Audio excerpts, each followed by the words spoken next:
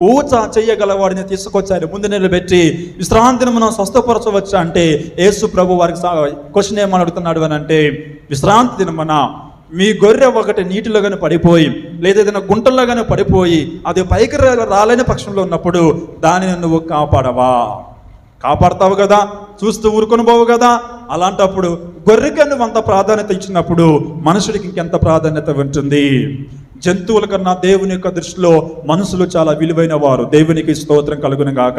ఆనాడు కూడా సేనా దయ్యము పట్టినటువంటి వ్యక్తి సమాధులలో పండుకొని నిద్రపోతున్నప్పుడు యేసు ప్రభు యొద్దకు వచ్చినప్పుడు అందులో ఉన్న సాతాను ప్రభువుకు దండం పెట్టి ఏమని చెప్పొద్దంటే, ఒక మాట సెలవిస్తే దూరముగా పందులున్నాయ్యా, ఆడికి వెళ్ళేసి నేను వాటిలో పడిపోతాను, నాకు ఆజ్ఞాపించయ్యా అన్నప్పుడు అలాగే వెళ్ళిపోమంటాడు. ఎప్పుడైతే వానిలో ఉన్న దయ్యము వదిలిపోయి పందుల్లో పడతా పందులన్నీ ఊపిరాడక ఏం జరుగుతుందో అర్థం కాక అవన్నీ వెళ్ళి సముద్రంలో పడి చనిపోయినట్లుగా మనం